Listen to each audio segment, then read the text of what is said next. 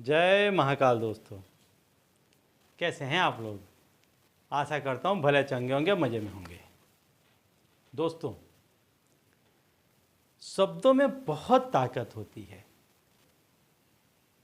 Actually यूँ कहें तो शब्दों में ही ताकत होती है और किसी चीज़ में कोई शक्ति नहीं है। जैसे कि मैं आपको एक एग्जाम्पल देता हूँ, एक उदाहरण के तौर पे बताता हूँ। मान लीजिए कि आप किसी व्यक्ति को नहीं जानते हैं, बिल्कुल भी आप नहीं जानते हैं, ना ही वो व्यक्ति आपको जानते हैं।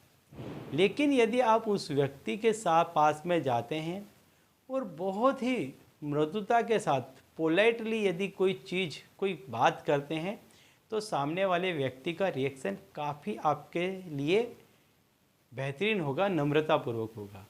लेकिन यदि उस व्यक्ति को आप नहीं जानते हैं, वो व्यक्ति आपको नहीं जानता है, लेकिन आप एकदम से जाते हैं और कोई अपशब्द उसे कह देते हैं। कहा तो जबान से ही है, शब्द ही है, कुछ आपने उल्टा कह दिया उसको, तो वो ऐसा शब्द है कि वो तात्कालिक असर करेगा, तुरंत असर करेगा। ऐसे ही कुछ नाम होते हैं, ऐसे ही कुछ मंत्र होते हैं जो तुरंत असर करते हैं। क्योंकि वो व्यक्ति आपको नहीं जानता था, आप उसे नहीं जानते थे, लेकिन आपने जैसे ही उसको अपशब्द कहा, कोई गाली दी, वैसे ही वो व्यक्ति बिल्कुल तमतमा जाएगा। तो ये आपके शब्दों का प्रभाव था। और यदि आप दोस्त हैं, कोई दो दोस्त हैं, और यदि उस दोस्त को यदि आपने हंसते हंसते यदि गाली दे दी तो वो हंसी में बात निकल जाएगी। तो कहने का मतलब क्या है कि यहाँ पर आपका भाव भी काफ़ी महत्व रखता है कि आपने हंसते हुए कोई बात कही भले ही उल्टी, लेकिन हंसते हुए कह दी, भाव वो नहीं थे तो परिणाम वो भोगने को नहीं मिला। तो क्या बात हुई कि एक तो शब्द पावरफुल आपको सिलेक्ट करना पड़ेगा, साथ ही साथ आपका भाव। यदि ये दोनों चीज प्रॉपरली आप कर लेते हैं तो इंस्टेंट आपको इसका रिजल्ट मिलेगा, तुरंत आपको इसका रिजल्ट मिलेगा, त्वरित। यदि संपूर्ण भाव के साथ में कोई पावरफुल नाम या शब्द का आप प्रयोग करते हैं तो ये ऐसा ही होगा जैसे किसी ताले की चाबी, जो उसी ताले की चाबी थी, आपने लगाई और ताला खोल दिया। कितना आसान था। लेकिन जिस व्यक्ति के पास उस ताले की चाबी नहीं है और दूसरी 1000 चाबियां भी वो लगाता रहेगा तो वो ताला नहीं खुलेगा। बस ऐसा ही है भाव और प्रॉपर शब्द। यदि आप कहीं पर लगा देते हैं तो आपके परेशानी का जो भी ताला है वो खुल जाएगा और आपके लिए सारे ही रास्ते आसान हो जाएंगे। तो ऐसा ही एक उपाय आज मैं आपको बताने वाला हूं। लेकिन उसके पहले यदि आप हमारे चैनल में नए हैं तो मैं आपको बता दूं कि हम इस चैनल के माध्यम से हमारे प्राचीनतम ग्रंथों में छुपे हुए कई ऐसे गूढ़ रहस्य हैं जिसके बारे में जानकारी प्रदान करते हैं। तो यदि आप भी इसी तरह की जानकारी में रुचि रखते हैं तो अभी हमारे चैनल को सब्सक्राइब कर लीजिए, क्योंकि आगे भी हम इसी तरह की जानकारी इसी चैनल के माध्यम से आपको देते रहेंगे।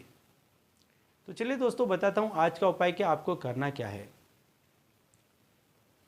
दोस्तों, जब आप सोने के लिए जा रहे हैं, रात में जब आप सोने के लिए जा रहे हैं, उस समय आपको यह क्रिया करनी है।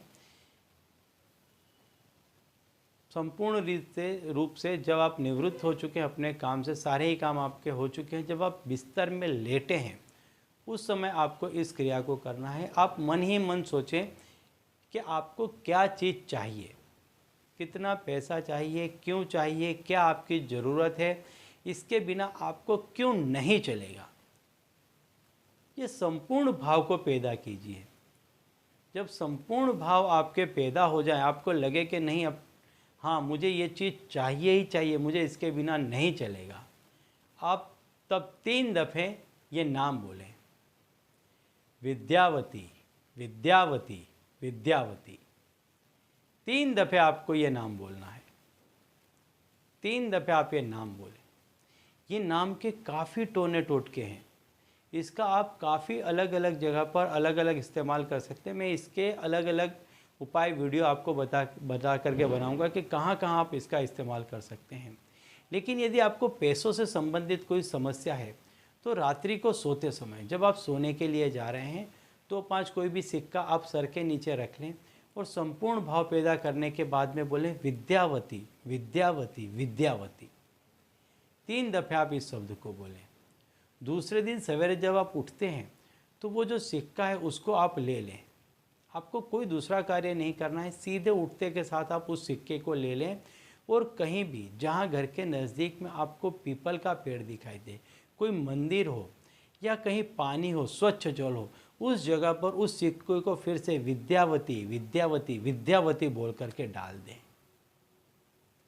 आप देखेंगे कि ये जो टोटका है इससे आपका जो कोई भी काम होगा, पैसों से संबंधित जो कोई भी काम होगा, जितनी भी आपको ज़रूरत होगी वो आपकी पूरी हो जाएगी।